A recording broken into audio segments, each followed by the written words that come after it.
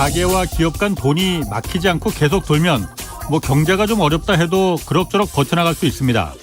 그런데 금융시장이 위험하다, 돈 떼일 염려가 있다, 이런 신호가 감지되기 시작하면 너도나도 이때부터는 대출해뒀던 돈을 떼기 전에 회수하려 들 테고, 갖고 있던 채권도 앞다퉈 팔아버리려고만 하니까 기업이 이 사업 자금 조달을 위해서 채권을 발행해도 이거 팔리지 않게 됩니다.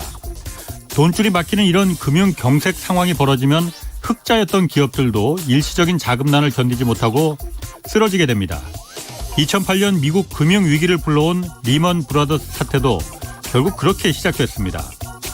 지금 강원도 레고랜드 사태가 일파만파로 커지고 있습니다. 전임 도지사 시절 추진된 이 레고랜드 사업 자금에 대해서 강원도가 더 이상 지급 보증하지 않겠다 이렇게 선언하자 채권 시장이 얼어붙기 시작했습니다.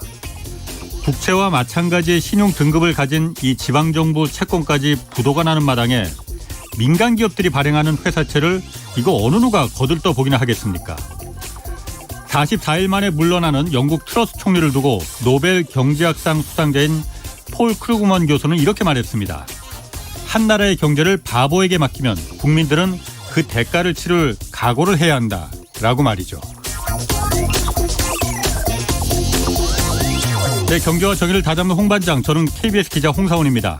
홍사원의 경제쇼 출발하겠습니다. 유튜브 오늘도 함께 갑시다.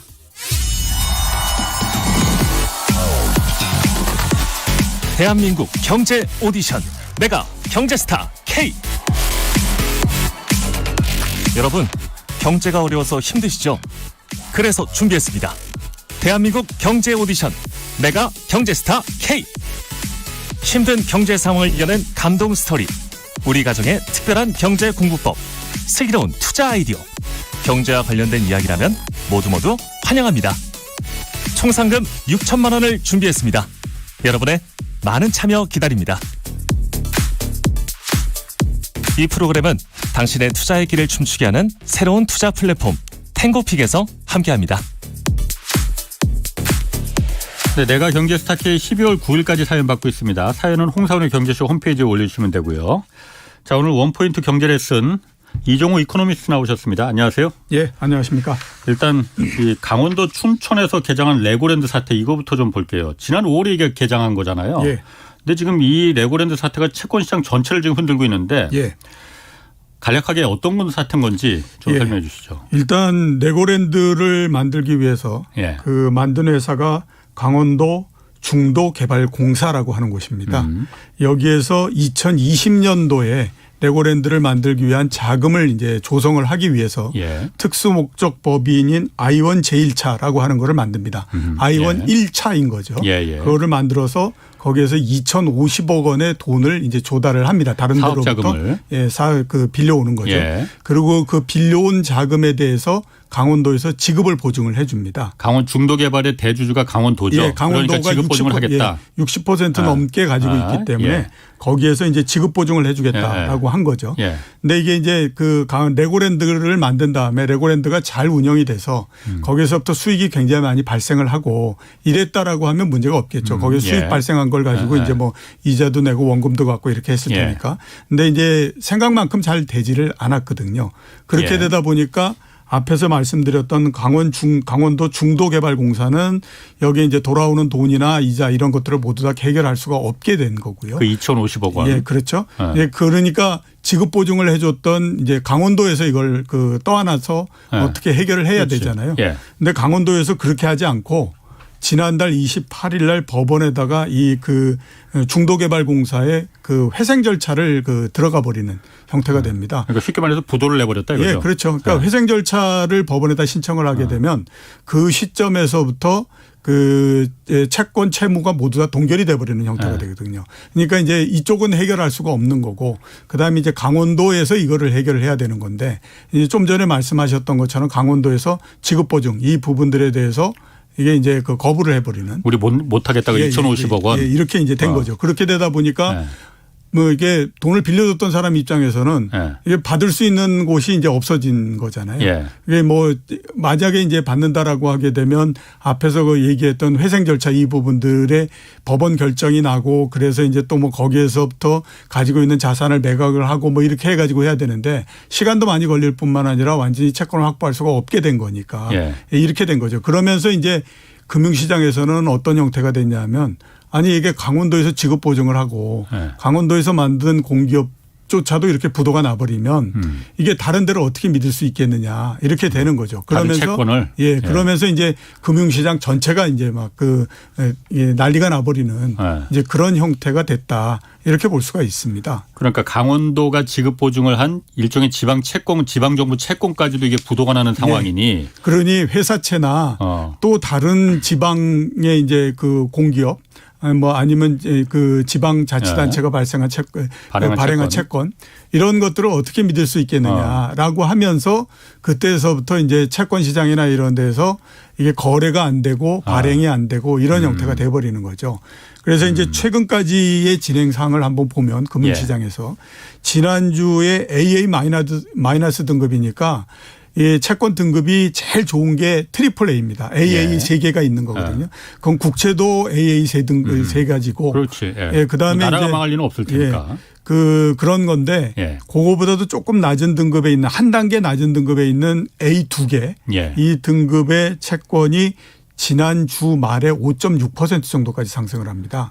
금리가 예, 금리가. 이자율이. 예, 그리고 B 3개짜리 거기에 이제 B 3개짜리 마이너스 이거는 이게 금리가 11.4%까지 상승을 하죠. 그러니까 조금 신용도가 낮은 회사채 같은 경우에는 그렇게까지 11% 넘게 11.4%까지 올라가 버렸으니까 1년에 그러면 예를 들어서 1억을 그 채권을 발행할 때 1억짜리 채권이면은 1,100만 원을 이자를 주겠다는 거잖아요. 주는 거죠. 그럼 그 회사는 그 금리를 주면서 이자를 주면서까지 그 돈을 빌려서 그게 남는 게 있을라나. 그런데 문제는 뭐냐면 지금 그렇게 해서라도 자금을 확보하지 못하면 결제를 못하기 때문에 이게 그 회사가 부도가 나버리는 형태가 되는 거죠. 이른바 흑자도산. 예, 그렇죠. 그렇기 때문에 이제 금리가 얼마가 되든지 일단 자금을 확보해야 된다. 이렇게 해서 이제 나가기 때문에 금리가 굉장히 많이 올라간 거고요. 그다음에 이제 회사채를 얼마만큼 사람들이 좋아하느냐 하는 것들을 보기 위해서 많이 쓰는 방법이 뭐냐면 국채 금리하고 회사채 금리하고 사이의 차이를 보는 겁니다. 회사채 금리는 국채 금리보다도 높을 수밖에 없잖아요. 당연히 그렇죠. 그러니까 회사채 금리에서 국채 금리를 뺀 그 차이가 얼만큼 나느냐 하는 것들을 보는 거거든요. 지난 주말에 이 차이가 얼마였냐 하면 1.14% 포인트입니다. 그러니까 1% 조금 넘게 이제 그 국채보다. 예, 그렇죠. 그 회사채도 낮은 등급의 회사채가 아니라 높은 AA 2등급. 그러니까 AA 2개니까 굉장히 높은 등급에 있는 회사채하고의 사이도 1.14% 정도가 난 거고요. 근데 이게 평균적으로 보면 한 0.4% 정도였어요. 그러니까 그게 훨씬 더 높아졌던 거고 그다음에 코로나19가 났을 때에 많이 벌어졌다라고 했는데 그게 0.78%였습니다. 그러니까 굉장히 많이 벌어졌다 이렇게 이제 볼 수가 있는 거죠. 그리고 또 하나는 문제가 뭐냐면 채권 시장에서 이 그 채권이 발행을 해도 소화가 안 되는 형태입니다. 한국전력 채권이 트리플 A거든요. 그러니까 A 3개이기 때문에 가장 최우량한 그런 이 채권인데 금리를 5.9% 주겠다라고 해서 4천억을 발행하겠다라고 나갔거든요. 근데 그중에 1,200억 원 인수해 갈 데가 없어가지고 발행을 못하는 형태가 됐고요. 그다음에 도로공사 채권, 한국도로공사 채권도 역시 마찬가지로 보면 트리플 A입니다. 그런데 여기는 1,000억 발행하겠다고 했는데 유찰돼 가지고 발행을 못하는 형태가 됐고. 그 채권을 사겠다는 사람이 없는 거예요? 사겠다는 사람이 없습니다. 불안하니까? 예, 불안하겠다. 지방정부가 발행한 채권도 지금 부도나는 마당에 그렇죠. 도로공사는 한국전력을 채권을 어떻게 믿겠느냐 이렇게 되는 거죠. 또 하나 이제 똑같이 지방자치단체인 과천도시개발공사가 발행한 채권이 있거든요. 그걸 6%로 주겠다라고 해서 600억 원어치를 발행을 했는데 역시 마찬가지로 뭐 하나도 소화를 못 시키는 형태로서 돼버린 거죠. 그렇게 되니까 한번 따져보시면 그렇지 않습니까? AA 등급, 트리플 A 등급 이런 것들도 지금 뭐 다 발행을 못하고 막 이런 형태가 되다 보니까 그 밑에 있는 회사채라고 하는 거는 발행이 되기가 굉장히 어려운 형태가 돼버리는 거죠. 그러니까 지금 말씀하신 한국전력이나 도로공사나 이런 망하기가 매우 힘든 공기업들도 지금 채권을 그 높은 이자를 준다고 해도 지금 사가는 사람이 없는데 민간 기업들 뭐 지금 건설 회사들 뭐 이런데 예. 민간 기업들은 회사채를 갖다 아까 말씀하신 대로 11% 이자를 주겠다 한들 받아갈 사람이 없는 거죠. 불안하니까 안 사간다 이거지 채권을. 예, 그렇죠. 근데 회사채라는 게 채권이라는 게 기업이 당장 자금을 조달하는 가장 그 효과적인 수단이잖아요. 예, 그렇죠. 이거 회사채가 팔리지가 않으면은 흑자인데도 도산할 수 있는 그 가능성이 있는 거잖아요. 예, 왜냐하면 그 전에 만약에 한 1년 전 정도 내지 2년 전 정도에 한 1,000억 정도를 발행을 했다. 근데 지금 이게 만기가 돼서 돌아오는 거거든요. 아하. 그러면 과거에는 어떻게 하냐면 만기가 돼서 돌아오면 그거를 다시 발행을 합니다. 회사채를. 예, 그래서 1,000억을 만큼을 또 다른 그렇지. 사람한테 이제 인수시키고 이렇게 해서 이른바 롤오버라고 얘기하잖아요. 이게 돌려막기. 워낙 이렇게 이 순차적으로 이렇게 되는데 이게 이런 사태가 되면 딱 끊어져 버리기 때문에 당장에 1,000억을 동원해서 그것만큼을 이제 돌아오는 것만큼을 결제를 해줘야 돼요. 그걸 결제를 못하게 되면 부도가 나버리는 거거든요. 그래서 지금 이제 그게 가장 문제가 되는 거죠. 아니 그러면 이게 지금 레고랜드라는 그 강원도에서 그 발생한 이 채권이 지금 부도가 나면서 시작된 건데 강원도는 이걸 왜 그러면 지급 보증을 하기로 약속을 해놓고서는 왜 이거 우리 못 갚겠다 배째라 왜 해버린 거예요? 그게 참. 뭐 정치적인 문제하고 연결이 있다고 하는데. 그렇죠. 이제 두 가지 중에 하나죠. 하나는 뭐냐면 강원도가 돈이 없어서. 2,050억 원을 결제할 돈이 없기 때문에 어쩔 수 없이 이거를 지불을 못 한다. 이렇게 이제 갈 수 있고. 두 번째 가능성은 뭐냐면 정치적인 거죠. 전임자가 했던 거를 보니까 이거 뭐 별로 그렇게 수익도 안 나오고 그러니 그걸 뭐 그래서 나는 그거 모르겠어. 이렇게 해서 그냥 우리 그 해가지고 지급 보증 하고 했던 거 그 뭐 우리가 결제하고 이러지 마. 이렇게 되면 또 그게 문제가 되는 거거든요. 근데 전자의 가능성은 제가 봤을 때 그렇게 많지는 않다고 봅니다. 왜냐하면 1월 29일까지 그거를 이제 저 예산에다가 반영을 해서 돌아오는 지급 보증하고 이런 부분들에 대해서 결제를 하겠다라고 얘기를 했기 때문에. 그러니까 내년 1월 29일까지. 그렇죠. 처음에는 이제 그거 우리 못 갚겠다 했다가 사태가 이렇게 커지니까 강원도가 다시 입장을 바꿨다는 얘기죠. 그렇죠. 갚겠다 하고. 그렇게 그걸 보면 돈이 없어서 뭐 결제를 못 한다라고 하는 건 아닌 것 같다라고 봐야 되죠. 그러면 결국 부자의 그 가능성이 굉장히 높다라고 봐야 되잖아요. 그러니까 이제 뭐 전임자가 했던 그건데 이게 뭐 부실하고 뭐 성과도 잘 안 나오고 그러니까 그러니 우리 뭐 이건 모르겠다 뭐 이렇게 이제 돼버리는 거거든요. 근데 그거 자체가 굉장히 위험한 일이라고 볼 수밖에 없죠. 왜냐하면 그동안에 뭐 외환위기 때도 그렇고 그 이후에도 그렇고 뭐 금융기관들도 지급보장을 했던 경우가 있고 그런데 그 외환위기 때 이럴 때에 지급보장 잘못했던 것 때문에 같이 들어가서 그냥 동시에 망해버리고 이랬던 경우가 굉장히 많거든요. 그런 데들도 모르는 게 아니다라고 하는 거예요. 그런데 그거를 지급보증을 했던 거를 그만큼을 이제 결제를 해주고 해야 되는 가장 이유는 일단 약속을 했기 때문에 그걸 이행을 해야 되는 그런 부분들이 있고요. 지방정부니까. 그렇죠. 정부니까. 근데 그걸 이행하지 않았다라고 하게 되면 일단 나중에 뭐 소송이 붙고 그렇게 되면 당연히 지겠죠. 그런 부분들이 있기 때문에 그렇고 또 하나는 뭐냐면 그런 지급 보증을 하고 했던 부분들을 결제를 안 하고 이런 형태가 되면 그다음에 그런 사업을 하기가 어렵기 때문에 그렇습니다. 예를 들어서 보면 그래요. 앞으로 강원도가 자체적인 예산 이외에 다른 어떤 개발 사업을 한다라고 하면 앞으로 한동안은 그거를 아마 돈을 구하지를 못할 거라고 저는 생각이 돼요. 누가 그거를 대겠습니까? 당연히 이렇게 했는데. 전례가 있는데. 그렇죠. 두 번째는 뭐냐면 이 시간이 굉장히 많이 지나서 이제 뭐 그래 그렇게 해서 이제는 뭐 돈을 빌려줄 수 있을 만한 때도 됐지 이렇게 생각을 한다고 하더라도 또 어떤 일이 있느냐 하면 강원도는 굉장히 많은 비용을 지불을 해야 됩니다. 왜냐하면 다른 이게 돈을 빌려주고 그 할 때에 여러 가지 신용 보강을 더 요구할 수밖에 없거든요. 그러니까 돈을 빌려주는 입장에서는 우리 그러면 강원도가 지급 보증해서 그거 이외에 또 다른 거 어떻게 해달라 뭐 이렇게 해서 계속 나올 수밖에 없어요.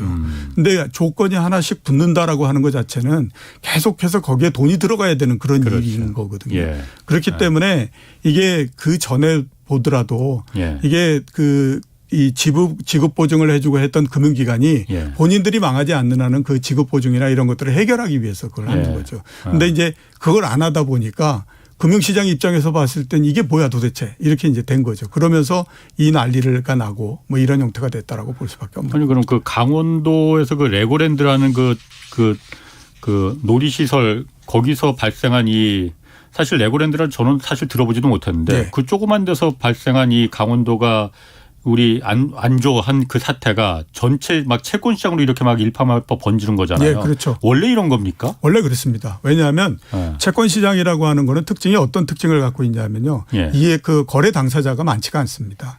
그러니까 주식 시장 같은 경우에는 주식을 발행해서 하게 되면 주주가 엄청나게 많잖아요. 뭐 삼성전자 같은 경우에 뭐 500만, 700만 이렇게 주주를 갖고 있다라고 하잖아요. 그런데 이 그 채권 시장은 어떤 회사나 그 공기업이나 이런 데서 채권을 발행해서 이걸 인수시킨다라고 했을 때 그 인수하는 기간이 그렇게 많지는 않아요. 한번 따져보시면 그렇잖아요. 연기금이 있죠. 그다음에 보험회사 있죠. 증권회사 있죠. 그다음에 은행 있죠. 이거 이외에는 그렇게 많지가 않아요. 그러니까 개인들이 있긴 하지만 그건 뭐 그건 뭐 극히 소수고 작은 액수니까. 근데 한번 발행하면 뭐 몇백억 단위, 천억 단위 뭐 앞에 한정 같은 경우는 4천억 단위 이렇게 가잖아요. 그러니까 그거를 인수할 수 있는 기간이 그렇게 많지가 않거든요. 다 따져봐야 우리나라에서 100개도 안 되는데 그렇게 되다 보니까 이렇게 하나만 문제가 생기게 되면 모든 금융기관들이 그와 비슷한 걸 하지 않으려고 하는 속성을 갖게 됩니다. 이거는 지금 이제 이 강원도에서 이 문제 이외에 이전에도 보면 어떤 채권 회사채가 하나 부도가 났다든가 이렇게 되면 거의 동일한 그 등급에. 수준에 있는 그런 그 회사채는 거의 인수가 안 돼 버리는 형태가 돼요. 불안하다 이거죠. 그리고 염려 있다. 그거를 이제 그 벗어나는 데까지 시간이 굉장히 많이 걸립니다. 그건 왜냐하면 한 번 인수하면 금액이 크잖아요. 몇백억 단위, 몇천억 단위로 인수를 하기 때문에 그게 한 번 부실이 돼 버리면 그거를 인수했던 금융기관이 입는 타격이 굉장히 큽니다. 그렇기 때문에 이렇게 한 번만 문제가 생기게 되면 채권 시장에서 그 반응이라고 하는 거는 굉장히 빠른 속도로서 올 수밖에 없거든요. 그렇기 때문에 지금처럼 채권 시장 전체가 요동을 쳐버리는 형태 이렇게 되는 거죠. 그러니까 이거 같은 경우는 강원도 최고 등급의 최상단의 그 채권이 지금 부도가 난 상태이기 때문에 그 밑으로는 줄줄이 다 못 믿어 우리는 이 그렇죠. 상태가 돼버린 거죠. 그러니까 회사채 같은 경우에는 알겠습니다. 삼성전자를 비롯한 이런 몇 개를 제외하고 나머지는 다 못 믿겠다가 되는 거죠. 그렇지. 그러면은 그 궁금합니다. 강원도는 그럼 그 우리 이거 지급 보증 못하겠다 배째라 할 때 이 사태가 발생할 거를 그럼 몰랐어요 그러면은?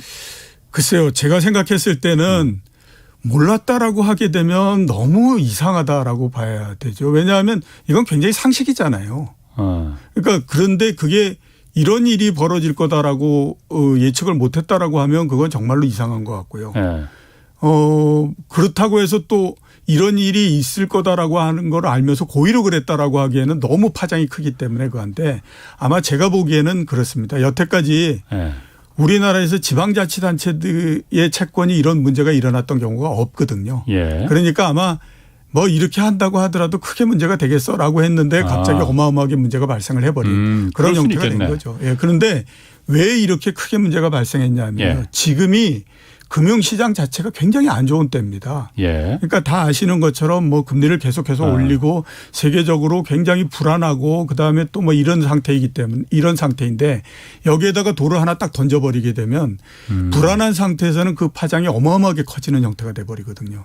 그렇기 때문에 아마 이런 일이 벌어지지 않았나라는 생각이 많이 저는 좀 듭니다. 그러면 또 한 가지 궁금한 건 강원도가 이 결정을 내릴 때 그러니까 아까 말씀하신 대로 이렇게까지 막 그 사태가 커질 줄은 몰랐을 거라고 판단했을 수도 있을 것 같아요.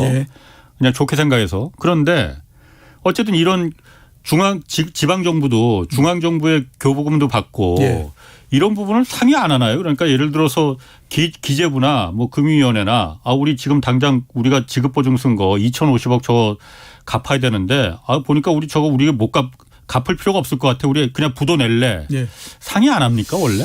뭐 그거는 뭐 제가 정부가 움직이는 메커니즘이니까 뭐 제가 자세히는 모르겠고요. 그럼 중앙정부 전혀 몰랐었나? 그럼 이걸 일단은 중앙정부 입장에서는 그 몰랐을 가능성이 높죠. 왜냐하면 이게 강원도가 발행한 채권이 문제가 됐다라고 하면 중앙정부에서 알 수 있을 텐데 이건 강원도가의 공기업이 발행한 거기 때문에 아마 중도 개발해서 그렇죠. 그것까지 모두 다 체크가 되고 그러지는 않았을 거라고 저는 생각이 듭니다. 그래서 그래요. 그러면은 그 이번 레고랜드 사태가 이게 지금 그 당장 영향을 미치는 게 중소형 건설사 그리고 증권사들 부도 사태로 이어질 수 있다. 예. 아까 말한 대로 당장 필요한 그 자금을 사업 자금을 당장 마련해서 이자도 갚고 해야 되는데 예. 채권 발행이 안 팔리니까 예. 이게 가능성이 있는 겁니까? 그러면 진짜 그 부도 사태가 막 날 가능성이? 예. 이 금융시장이라고 하는 것이 네. 굉장히 탄탄한 시장인 것 같지만요. 네.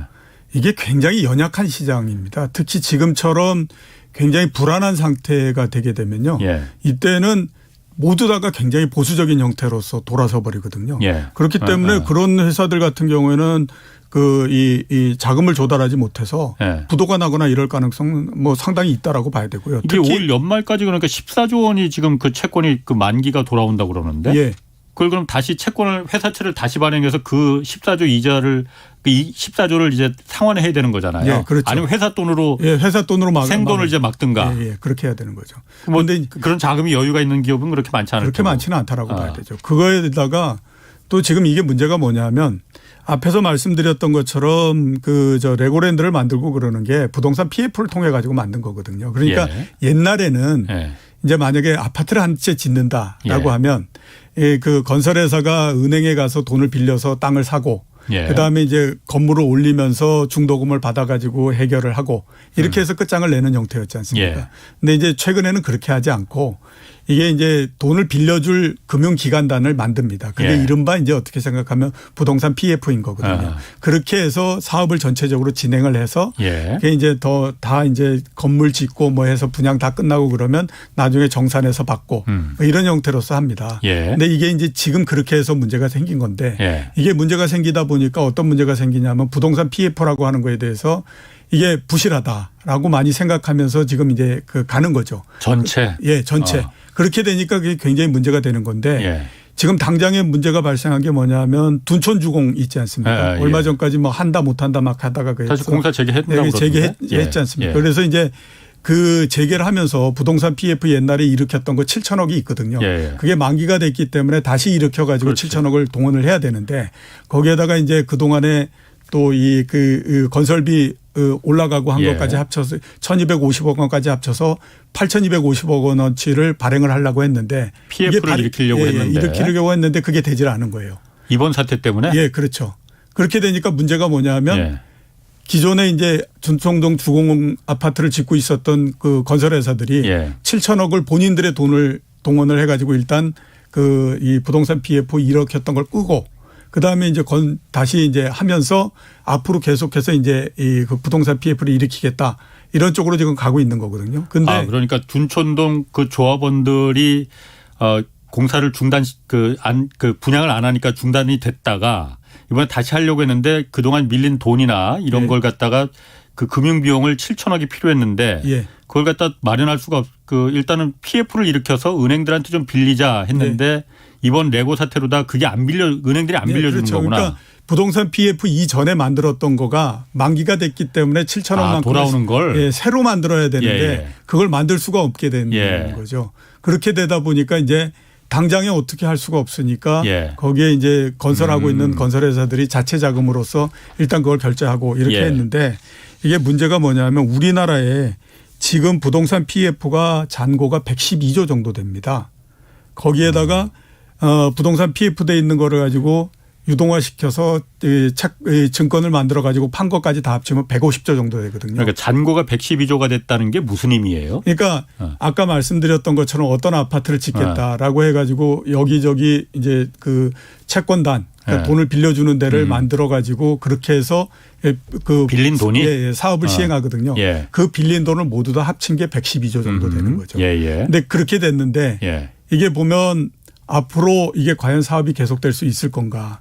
그다음에 또 이게 이런 것 때문에 이게 잘못하면 부동산 PF 쪽에서 문제가 생길 가능성이 높다. 계속 이렇게 보는 거죠. 그러니까 PF 빌린 돈이 어쨌든 만기가 되면 다시 이제 그 회사 PF를 다시 일으켜서 다시 그 돈을 일으켜서. 상환하고 다시 이제 연장을 해야 되는 건데 그렇죠. 연장이 안 될 가능성이 있다 이거죠. 그렇습니다. 연장이 안 되면 어떻게 되는 겁니까? 연장이 안 되면 사업을 못 하는 거죠. 그럼 거기 묶여있던 조합원이나 그 PF 일으켰던 뭐 건설사나 증권사 이런 데서 많이 일으키잖아요. 그렇죠. 이런 데는 어떻게 되는 거예요? 일단 이제 새로 뭐 그렇게 못 하게 되면 이렇게 돈을 빌려주고 그랬던 금융기관들 같은 경우에는 받지를 못하는 형태가 되는 거고요. 예. 그다음에 이게 새로 PF를 일으키거나 이러지 못하게 되면 그 건설 사업은 일단 중단이 돼버리는 형태가 되는 거죠. 돈이 없이 아파트를 그 건물을 짓거나 이렇게 할 수가 없는 거니까. 중단되면 거기 그 투자했던 사람이나 조합원들이 가만히 있나 그러면은? 그 문제가 상당히 많이 되겠죠. 야, 이게 작은 그야말로 나비의 날개시 이렇게 막 그 정말 나비 효과로 막 이렇게 폭풍을 일으키는 상태가 돼버리는 거네요. 그러면. 네, 그렇죠. 금융에서 문제가 생기고 한다는 것이 그 연원을 따져 들어가게 되면요. 굉장히 작은 것에서부터 시작하는 겁니다. 그게 점점 커져가지고 나중에 이제 감당할 수 없는 형태가 되면 위기가 발생해버리고 하는 거거든요. 2008년도에 미국의 금융위기도 예. 서브프라임 모기지라고 하는 것에서부터 시작했는데 그렇죠. 그때 이 나기 전에 예. 이렇게 사고가 나기 전에 연준에서 그거에 대한 평가를 했거든요. 그때 예. 뭐라고 했었냐면 서브프라임 모기지를 모두 다 합친다고 하더라도 2천억 달러 내지 3천억 달러뿐이 안 된다. 예. 그 정도는 우리가 얼마든지 해결할 수 있다. 예. 그렇기 때문에 문제가 없다라고 얘기를 했어요. 그런데 그게 갑자기 여러 군데를 막 치면서 사고가 이게 굉장히 그 문제가 커지다 보니까 예. 나중에 가니까 이제 감당을 할 수 없는 형태가 예. 돼버리는 거죠. 금융시장이라고 하는 것이 앞에서 제가 말씀드렸던 것처럼 굉장히 탄탄하고 구조가 잘 짜여져 있는 것 같더라도 이게 기본적으로 인간의 심리적인 부분들을 반영을 하기 때문에 이게 지금처럼 사람들이 굉장히 불안해하고 있는 상태에서는 그 영향력이 엄청나게 증폭돼서 나타나 버리는 형태가 됩니다. 그래서 이게 어제 일요일인데도 정부가 긴급 대책회의 열었잖아요. 예. 그래서 긴급 대책 내놓긴 내놨어요. 예. 어떤 내용이죠 일단? 뭐 타이틀은 이렇게 나오죠. 50조 플러스 알파를 지원한다. 예. 이렇게 나옵니다. 그 50조가 뭐냐면 예. 채권안정기금 20조를 조달한다라고 하는 거고요. 예. 두 번째는 회사채나 기업보험 이런 거를 매입하는데 16조. 이게 원래 8조였는데 16조로 늘린 겁니다. 예. 이게 16조. 그다음에 증권회사들이 부동산 PF 이런 거에 물려서 유동성이 부족할 수 있으니까 그거에 3조. 그다음에 이제 주택보증 그 주택금융공사나 그다음에 주택도시보증공사 이런 데서 보증 한도를 10조 원 더 늘려서 이걸 모두 다 합치면 이제 50조 정도 되는 거죠. 그 돈이 어디서 나는 거예요, 그러면은? 일단 이제 채권안정 그 펀드 이런 것들은 예. 여러 금융기관들에서 모읍니다. 십시일반에서? 예, 십시일반에서 모으고요. 다 죽게 생겼으니까 좀 추렴해서 살리자. 예, 이렇게. 그렇죠. 그다음에 회사채나 기업보험 매입하고 이러는 것들은 예. 은행이 매입하는 한도가 있거든요. 예. 그게 아까 말씀드렸던 것처럼 기존에 8조였는데 이걸 16조로서 늘리고 이렇게 하는 거고요. 예. 그다음에 증권회사 유동성 부족한 부분들은 증권금융에서 맡아서 그걸 이제 그 해주는 거고 예. 그다음에 나중에 그 뭐 주택금융공사 보증 이거는 보증해 주는 거니까 당장에 돈이 들어가는 건 아니죠. 그런 형태로서 이제 해결을 하는 겁니다. 그럼 이게 레고랜드 사태가 없었으면은 그런 돈이 50조 원이라는 50조 원이면 사실 엄청난 돈인데 그렇죠. 드릴 필요도 없었. 예, 그렇죠. 돈이네? 예, 예. 그게 없었으면 지금처럼 문제가 갑자기 확 생기면서 예. 이게 뭐 금융시장이 이렇게 요동을 치지 않으니까 지금 당장에 그런 것들은 필요 없죠. 물론 나중에 좀 더 지나서 뭐 세계적으로 막 여기저기서 금융위기가 나오고 그래가지고 우리나라에도 굉장히 예. 힘들어져서 막 금리가 엄청나게 올라가고 이렇게 된다면 그때에 또 다를 수 있지만 지금 당장에 이런 문제가 생기거나 그러지는 않는다라고 봐야 되죠. 아니 그러면 50조 원이라면은 사실 그것도 큰 돈이지만 아까 잠깐 말씀하시기를 지금 건설사들이 PF 일으킨 거 거기 묶여 있는 돈만 해도 지금 당장 만기 돌아가는 게 112조라고 아까 뭐 예. 하셨잖아요. 예, 예. 50조면 그럼 충분한 금액은 맞는 거예요? 일단 이제 이렇게 그걸 하는 거죠. 112조의 잔고가 있다라고 해서 112조 다를 뭐 어떤 형태로 해서 그 돈을 조성해서 그걸 다 해결하자 이거는 아니고요. 예, 그러니까 예. 뭐 부동산 PF 잔고가 112조지 예. 만기가 되고 본 PF가 되고 뭐 이러는 것들은 또 조금씩 다른 거고 예. 그다음에 이제 처음에 이제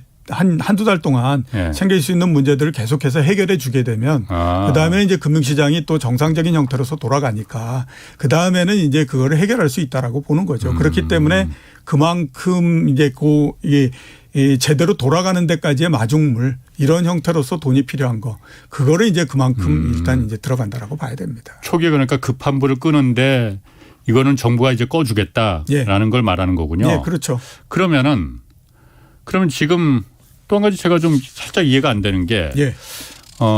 영국도 그랬고 예. 영국도 이제 그 긴축으로 금리 인상 막 하고 돈을 막 흡수해는 그 시기에 갑자기 트러스 총리가 우린 돈 풀겠다 해갖고서는 저 사단이 나버린 거잖아요. 예. 아니 이것도 우리나라도 지금 금리 지금 올리고 다음 때로도 또 금리 얼마나 올릴지 그 관심사인데 돈을 흡수해야 될 시점인데 지금 채권을 이렇게 그 사준다는 거는 돈을 주고 그 채권을 사준다는 거잖아요. 돈을 시중에 공급하겠다는 거잖아요. 예, 그렇죠. 그럼 거꾸로 가는 거 아닌가? 거꾸로 가는 거 맞습니다. 근데 거꾸로 가는 거 맞는데 왜 이렇게 하느냐. 예. 지금 이 돈 흡수하고 하는 정책하고 반하는 정책을 해야 될 정도로 예. 지금 사정이 굉장히 급한 상태에 있기 때문에 그렇습니다. 그러니까 이거를 그대로 놔뒀다가는 예. 잘못하면 여기서 어마어마한 사태가 벌어질 수 있으니까 예. 뭐 한쪽에서는 돈을 흡수하고 뭐 이런다고 하더라도 예. 지금 당장 이거를 꺼야 된다라고 하는 거죠.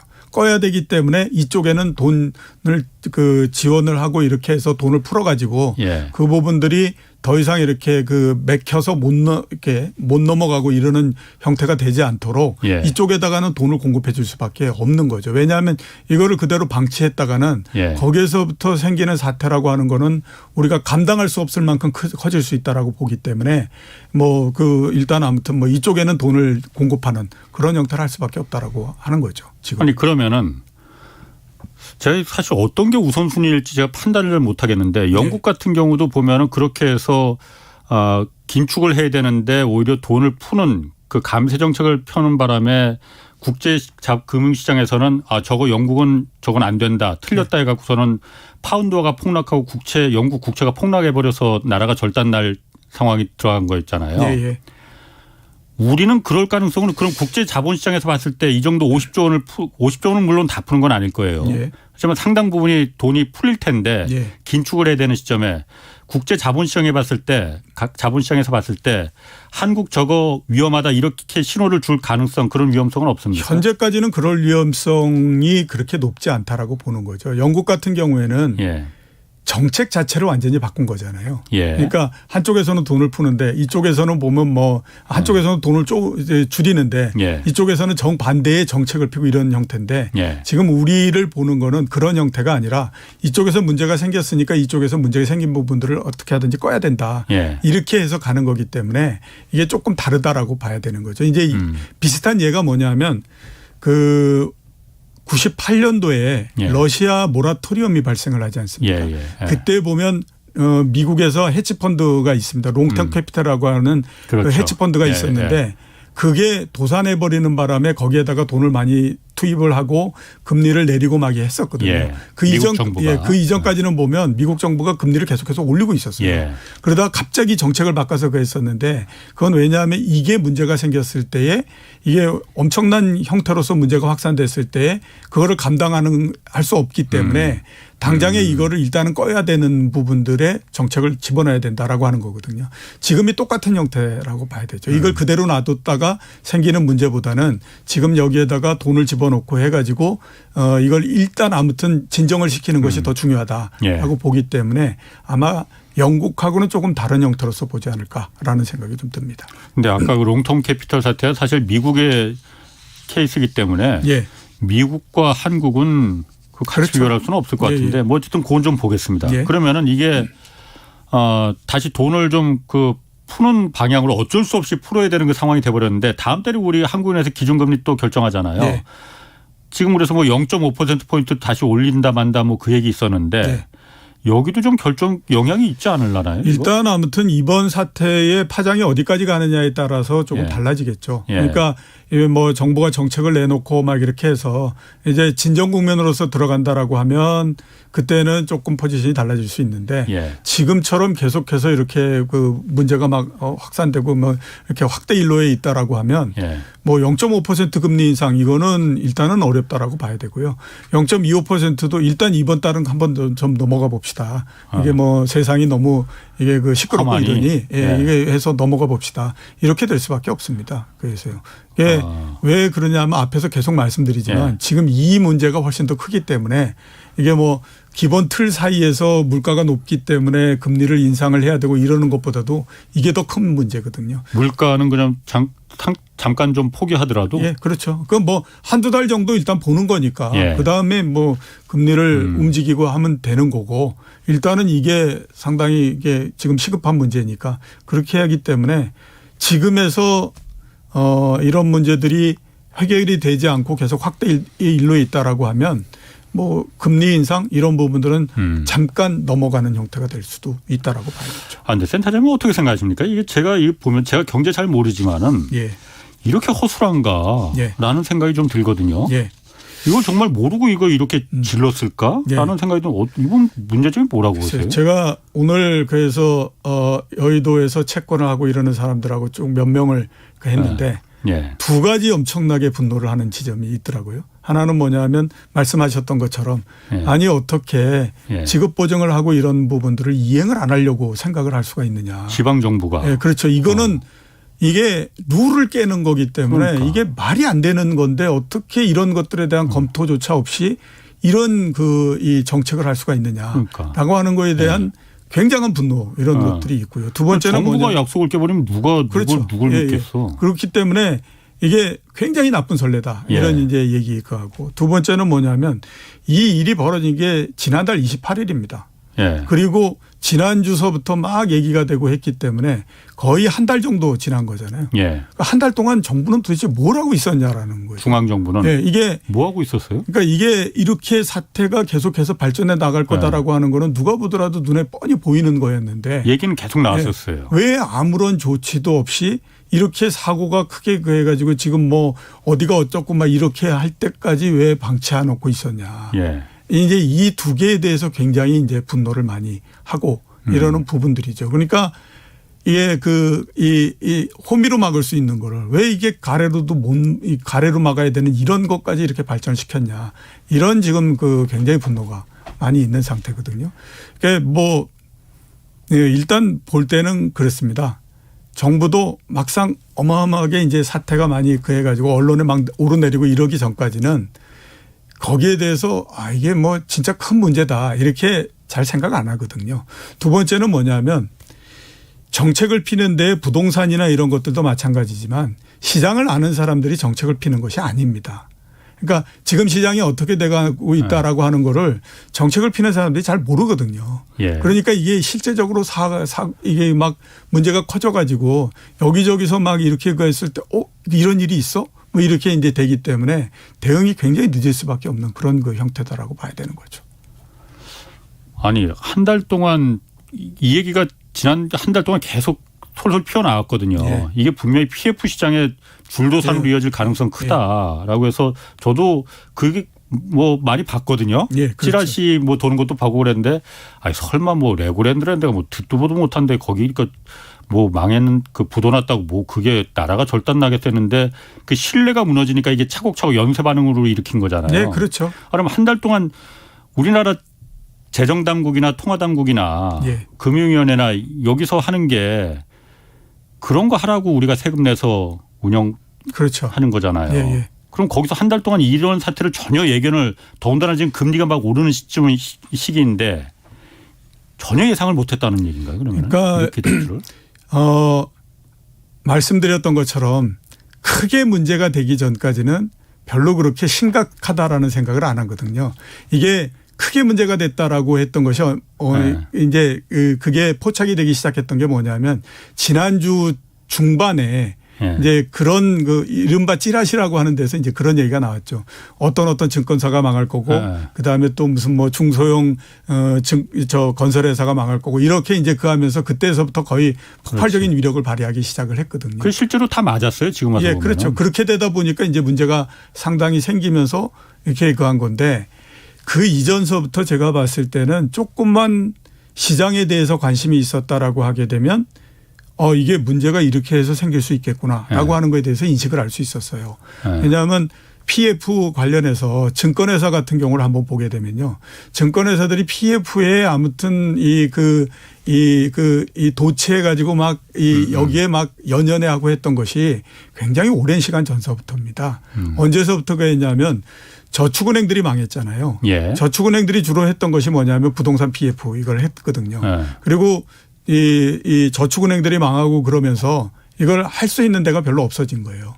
그래서 거의 아무도 안 하는 형태였는데 증권회사들이 앞에서 선도적으로 몇 회사들이 이걸 한 거거든요. 그러면서 그때 했던 얘기가 뭐냐면 리스크 관리만 잘하게 되면 문제가 없다라고 하는 거였습니다. 그리고 실제적으로 그랬어요.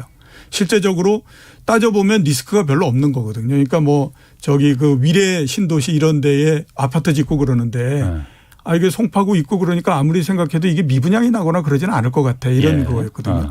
근데 그 다음서부터 어떤 일이 벌어졌냐면 증권회사들이 수수료 수익이 없잖아요. 주식 거래하고 이러는 거 수수료 수익도 없고 그러니까 굉장히 어려운 거예요. 그래서 그 다음에 앞에 누구 보니까 돈을 버는데 어떻게 벌지라고 보니까 부동산 PF를 하는 거죠. 수익 모델로 증권회사들이 그렇죠. 이걸 그러니까 택했구나. 이제 한 군데 두 군데 계속해서 들어오기 시작을 합니다. 근데 참가자가 많게 되면 어떻게 되느냐? 이게 옛날 같은 경우에 참가자가 없던 경우에는 리스크는 굉장히 적은데 수수료는 굉장히 많이 받을 수 있는 물건들이. 그런데 참가자가 많이 들어오게 되면 그 다음서부터는 리스크는 많은데 수수료는 적게 되는 거죠. 그런데 증권회사들이 거기에 한번 아무튼 PF에 부동산 PF에 맛을 들이다 보니까 계속해서 글로 가면서 계속 그 규모가 커지는 형태가 된 거죠. 이때 2번 같은 경우에 문제가 생긴다라고 하게 되면 당연히 여러 증권회사들이 그에 따라서 상당히 문제가 생길 수밖에 없다라고 하는 것을 알고 있었던 거거든요. 근데 실제적으로 문제가 돼가지고 막 이렇게 얘기가 나오기 전까지는 그게 뭐 그렇게 크게 문제이겠어? 이런 형태로 이제 넘어가다가 지난주 정도서부터 이거 아니네? 뭐 이게 이제 돼버린 그런 형태가 됐다라고 봐야 되는 거죠. 아니 어제 일요일 날 나온 그 긴급 대책회의에서 제가 사실 또 좀 약간 좀 어처구니 없게 뭐 어처구니 없다기보다는 좀 그렇게 생각했던 게 금감원에서 이거 유언비어 그 유포하면은 엄정하게 단속하고 처벌하겠다라고 했잖아요. 아니 여태까지 그 찌라시라고 하더라도 거기서 그리고 사람들이 예측했던 거 지금 우려했던 게 다 현실로 지금 나타나고 있는데 이게 뭘 유언비어 단속한다고 옛날 유신 시대도 아니고 쌍팔년도도 아니고 이런 걸 대책이라고 이런 걸 그야말로 이제 와서 대책이라고 지금 내놓는 거냐라는 좀 생각이 들더라고요. 이미 가격 그러니까 그 금융시장에서는 그거에 대한 여러 가지 가능성들을 많이 보여줬죠. 지난주까지 한번 보시게 되면 주가가 떨어진 그러니까 이제 뭐 종합주가지수가 코스피가 떨어진 것도 있지만 여러 증권회사들이 모두 다 굉장히 많은 증권회사들이 다 아무튼 뭐 연간 신저가 뭐 52주 신저가 이런 걸 기록을 했거든요. 그런데다가 그동안에 부동산 PF를 많이 했다라고 하는 증권회사들 같은 경우에는 10월 들어서만 주가가 20%씩 막 떨어집니다. 거기에다가 니츠 같은 거를 보면요. 10월 달에만 주가가 40%씩 막 떨어지고 그럽니다. 그러니까 이게 보통의 경우가 아닌 거다라고 봐야 되거든요. 지금 니츠 같은 경우는 13개 리츠가 모두 다 신저가를 기록을 하고 이랬습니다. 그러니까 조금만 가격에 관심을 갖고 있었다라고 하면 이게 뭔지 모르지만 아무튼 금융시장에서는 이거 대단히 큰 일이 지금 여기에서 벌어져서 가격에 계속해서 지금 이게 계속 반영이 되고 있구나. 이런 거를 이제 알 수가 있는 거죠. 근데 그런 것들에 대해서 별로 그렇게 관심을 기울이지 않았다라고 볼 수가 있는 거죠. 그러니까 이제 막 갑자기 막 이거 다급해 가지고 이제 난리를 치고 이런 형태가 됐다라고 봐야 되겠죠. 아무튼 정부가 늦었지만 지금이라도 이거 잘 좀 그 처리를 좀 잘 해야 되고 안 그러면 진짜 다 망하게 생겼으니 그리고 강원도는 이걸 왜 이 사태를 만들었는지 이 부분은 분명히 진짜 책임 추궁이 좀 있어야 될 것 같다는 생각이 들어요. 안 그러면 또 다른 지자체가 이렇게 사고를 칠 가능성이 있으니. 그렇죠. 그러니까 이번을 보면서 제가 들었던 생각 중에 하나가 뭐냐면 이게 우리나라에서 정치가 경제를 얼마만큼 괴롭힐 수 있는지 하는 것들에 대한 가장 첫 번째의 예인 것 같다라는 생각이 굉장히 많이 들었거든요. 물론 이제 뭐 여러 가지 뭐 이유가 있고 뭐 하겠지만 일단 아무튼 그런 의심을 우리가 버릴 수는 없는 거지 않습니까? 그냥 뭐 전임자가 했던 부분들이 뭐 별로 그렇게 마음에 안 들고 그러니까 아이고 나 모르겠다 뭐 이렇게 이제 돼버린 예. 그건데 이게 굉장히 안 좋은 선례라고 볼 수밖에 없거든요. 예. 그러니까 이게 제가 아까 말씀드렸던 것처럼 정치가 경제를 얼마나 괴롭힐 수 있는지 이런 것들에 대한 부분들이기 때문에 이게 참 빨리 어떤 형태로든지 해결을 보고 그다음에 이런 일이 더 이상 벌어지지 않도록 해야만 되겠다. 그러니까. 이런 이제 생각이 듭니다. 자, 유럽 지금 영국은 좀 괜찮아진 거예요. 그리고 영국 다음에 지금 이탈리아가 흔들흔들한다 뭐 이런 얘기도 있고 네. 유럽 EU 유로 경제권 전체가 지금 다 붕괴될 가능성도 있다 뭐 이런 얘기 여러 가지 얘기 나오는데 예. 어떻습니까? 시간이 그렇게 많지는 않네. 예, 그쪽도 지금 보면 예. 빠른 시간 내에 제대로 다스리지 않게 되면 예. 문제 굉장히 심각해진다라고 볼 수 있거든요. 예. 영국은 지금 뭐 그 총리도 바뀌고 뭐 이렇게 해서 일단 그 부분에서 생긴 문제는 조금 이제 줄어들었다고 볼 수가 있는데 예. 문제는 이번을 보면서 이게 이 영국 경제가 상당히 취약하다라고 하는 것이 이미 드러난 거잖아요. 예. 그러니까 공격을 할 수 있는 타켓이 이미 이제 그 설정이 됐다라고 봐야 되는 거거든요. 예. 이거는 굉장히 위험한 상태에 서 있다라고 볼 수가 있습니다. 예. 그렇기 때문에 당장의 문제는 일단 넘어갔지만 예. 과연 이게 앞으로도 어떤 문제가 발생하지 않는다고 확신할 수 있겠느냐 예. 하는 부분들에 대해서는 굉장히 이 의문이고요. 두 번째는 뭐냐면 이태리를 포함한 남부 유럽 이런 예. 쪽이 지금은 제가 봤을 때 더 큰 문제다라고 보입니다. 영국은 그래도 도와줄 수 있는 데가 있어요.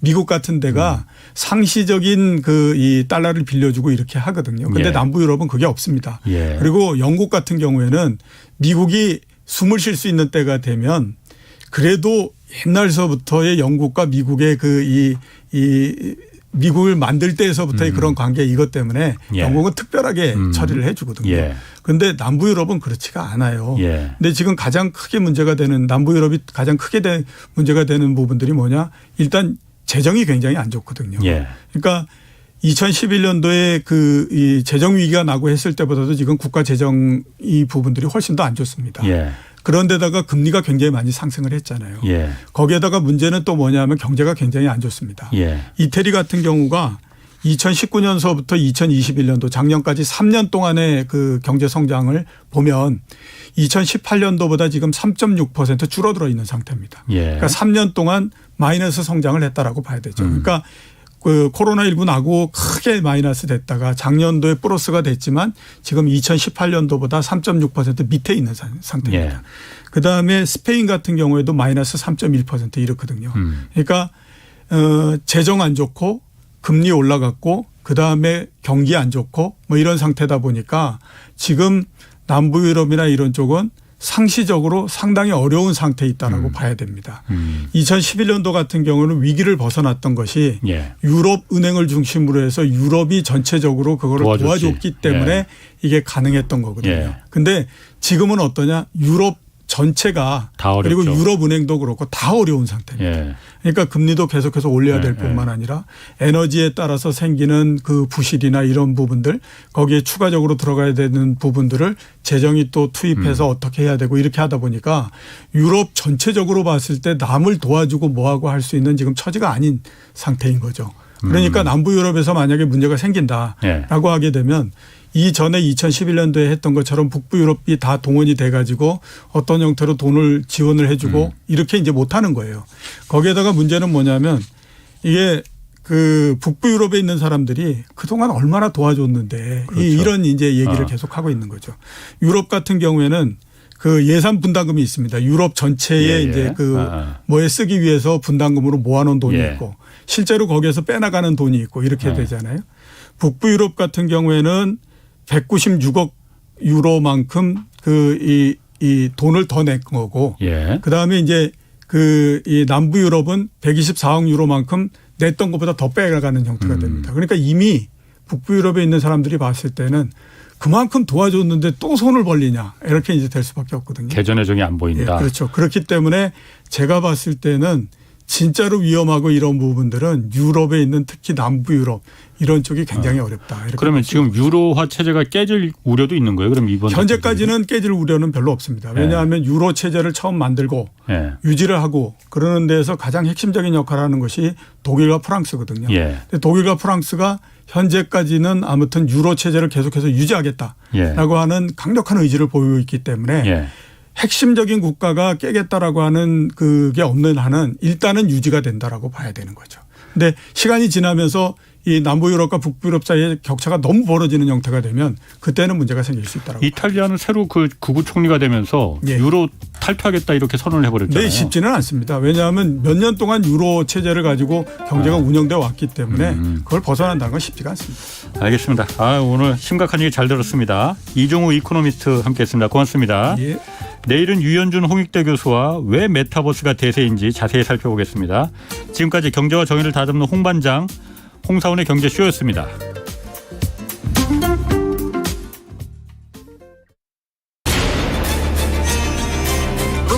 K 드라마 And the Oscar goes to Parasite. K 무비 K 팝 세계를 뒤흔들고 있는 K 열풍 이제 최경영의 최강 시사가 이어갑니다.